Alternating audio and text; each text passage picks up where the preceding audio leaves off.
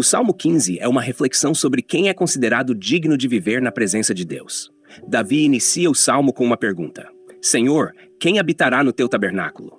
Quem poderá morar no teu santo monte? Essa questão é sobre a qualificação moral e espiritual necessária para estar próximo de Deus, representada pelo tabernáculo e o santo monte, que são símbolos de um lugar sagrado onde Deus se manifesta. Qualidades de um verdadeiro adorador. Davi responde à pergunta inicial descrevendo as características daqueles que podem habitar com Deus. Ele destaca a integridade, justiça e verdade como qualidades essenciais. A pessoa digna de estar na presença de Deus deve ser íntegro em sua conduta, praticar a justiça e falar a verdade de coração. Isso significa viver uma vida marcada pela honestidade e justiça, sem hipocrisia ou engano. Historicamente, essa insistência em integridade e justiça reflete a ética da comunidade de Israel, que valorizava essas virtudes como fundamentais para uma sociedade que se via como o povo escolhido por Deus.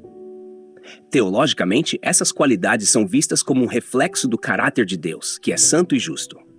Ação e responsabilidade pessoal. O Salmo continua com exemplos específicos de comportamento que são esperados daqueles que querem estar próximos de Deus. Davi menciona que essa pessoa não difama com a língua, nem faz mal ao próximo, nem lança injúria contra o seu vizinho.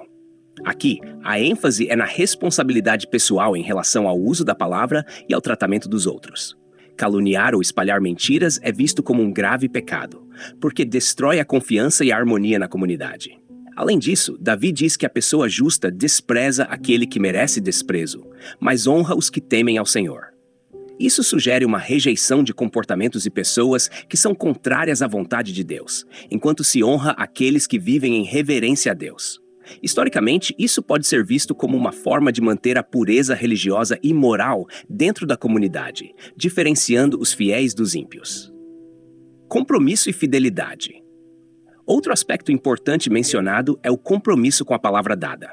Ainda que jure com dano próprio, não muda. Isso significa que a pessoa deve manter suas promessas e compromissos, mesmo que isso venha a lhe causar prejuízo. Essa firmeza de caráter é valorizada porque reflete a fidelidade de Deus, que é sempre fiel às suas promessas. Uso justo dos recursos. Davi também aborda questões econômicas e de justiça social. Não empresta o seu dinheiro com usura, nem aceita suborno contra o inocente. Aqui, a condenação do lucro excessivo em empréstimos e do suborno reflete uma preocupação com a justiça econômica e a proteção dos vulneráveis.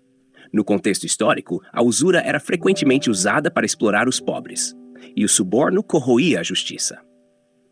Promessa de estabilidade. O salmo termina com uma promessa: quem assim procede nunca será abalado.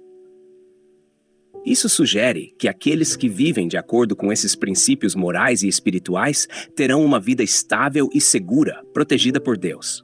Essa estabilidade é vista não apenas em termos físicos, mas também espirituais, indicando uma relação segura e contínua com Deus. O Salmo 15, embora curto, é um guia claro para a vida ética e moral dos fiéis. Ele enfatiza a importância de viver com integridade, justiça e fidelidade, tanto em ações quanto em palavras. Historicamente, essas qualidades eram essenciais para a coesão e sobrevivência da comunidade israelita, e teologicamente, elas refletem o caráter santo de Deus.